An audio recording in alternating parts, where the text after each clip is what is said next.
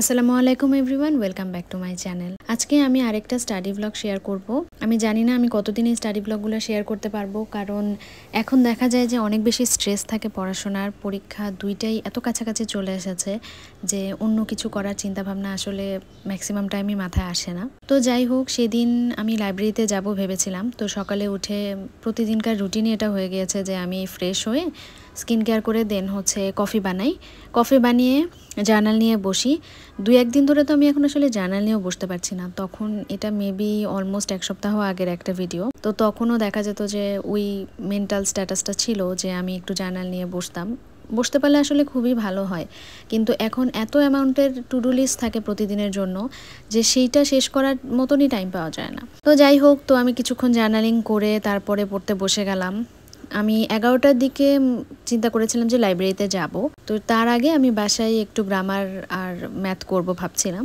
তো এখানে গ্রামার নিয়ে বসেছিলাম। গ্রামারের এই রুলসগুলো আমি লিখে রাখার চেষ্টা করছি যাতে পরে আমার রিভিশন দিতে ইজি হয়। তো এগুলো লিখে দেন আমি চিন্তা করলাম যে একটু ম্যাথ করব। তারপর আমি কিছুটুক ম্যাথ করে দেন হচ্ছে আমি রেডি হয়ে যাই লাইব্রেরির জন্য। এটা হচ্ছে বিএসএমএম এর লাইব্রেরির অবস্থা। সবাই নিচে পড়ছিল, আমি ইউজুয়ালি উপরেই বসি। তো উপরে এসে নিজের একটা জায়গা ঠিক করে নিয়ে আমি পড়া শুরু করে দিলাম। আমার তখন হচ্ছে নেফ্রোলজি চলছিল, তো এরপরে নেফ্রোলজি একটা এক্সাম ছিল। তো সেই জন্য আমি সেদিন মোটামুটি নেফ্রোলজি নিয়েই পড়াশোনা করেছি। ডেভিডসনটা প্রথমে পড়ছিলাম। ডেভিডসন থেকে আমাদেরকে আগের দিন যেগুলো দাগিয়ে দিয়েছিল সেগুলো পড়ছিলাম। তো মাঝে হচ্ছে লাঞ্চ ব্রেকের জন্যও চলে আসি। বিএসএমএমইউতে নিচের ক্যান্টিনেই আমি খাই। 100 টাকায় এই যে খাবারটা দেখালাম, ভাত দেয়, একটুখানি সবজি। আমি ইউজুয়ালি মুরগি নিই আর সাথে হচ্ছে ডাল। তো ওইটা খেয়ে আবার হচ্ছে পড়া শুরু করলাম। সাথে এখানে একটু বিসিএসের জন্যও পড়ছি, কারণ যেহেতু আমি 2টা প্রিপারেশান নিচ্ছি, একটা তো পড়া যায় না। তো 2টা মিলিয়েই আমি পড়ার চেষ্টা করছি। আর একটা না একটা জিনিস পড়লে দেখা যায় মাথাটাও কিছু হ্যাং হয়ে যায়, এই জন্য একটু ব্রেক দেই, একটু অন্য টপিক পড়ি, এভাবেই আর কি মিলিয়ে ঝিলিয়ে পড়ার চেষ্টা করছি। সারাদিন মোটামুটি বাসায় পড়া বা লাইব্রেরিতে পড়া ছাড়া আর তেমন স্পেসিফিক কোনো কাজ নাই। বাসার কাজকর্মও দেখা যাচ্ছে যে আমি এখন আগের থেকে এত কম করছি। বাসার এলোমেলো অবস্থা, খাবারও দেখা যায় যে খুব একটা আমি এফোর্ট দেই না।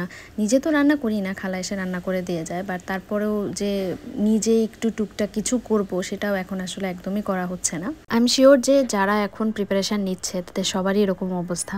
সেটা হয় শুধু এফসিপিএসেরই হোক বা বিসিএসের হোক, একই রকমই অবস্থা হবে। তারপরে আবার এখন বোঝাও যাচ্ছে না যে স্পেশাল বিসিএসটা হবে কি না, বা হলেও আসলে কোন মাসে হবে। জিনিসটা এত বেশি আনসার্টেন যে বিসিএসের উপরে এখন কতটুকু ফোকাস দেওয়া উচিত। যদি আগস্টে পরীক্ষা হয় তাহলে একরকম ফোকাস দিতে হবে, যদি জুলাই হয়ে যায় তাহলে আরেক রকম দিতে হবে, এটাও পুরোপুরি বোঝা যাচ্ছে না। তো যাই হোক, এগুলাই আসলে চলতে থাকবে লাইফের সাথে। আর আমি এটাও বুঝি না যে কিভাবে করে 2টা পরীক্ষা এত কাছাকাছি পড়ে যায়। তো এগুলোই আসলে আজকালকার দিন, এগুলা ভাবতে ভাবতেই চলে যাচ্ছে। আর গতকালকে একটা সেশন ছিল, ওই সেশনটা মূলত কিভাবে ফর্ম ফিল আপ করবো সেটার উপরেই ছিল। যেহেতু আমাদের সামনে ফর্ম ফিল আপ করতে হবে, ফর্ম ফিল আপ তো স্টার্টও হয়ে গিয়েছে এফসিপিএসের, কিন্তু আমি যদিও এখনও করিনি। তো ফর্ম ফিল আপ কীভাবে করবো, ওই সেশনের মধ্যে দেখলাম গাইনির একজন আপু এসে এই 2 মাস কীভাবে পড়তে হবে সেটা নিয়ে বলছিলেন। তো প্রথমে আমি ভাবলাম যে এটা আসলে আমি শুনে কি করব, কারণ আমি তো গাইনিতে দিব না।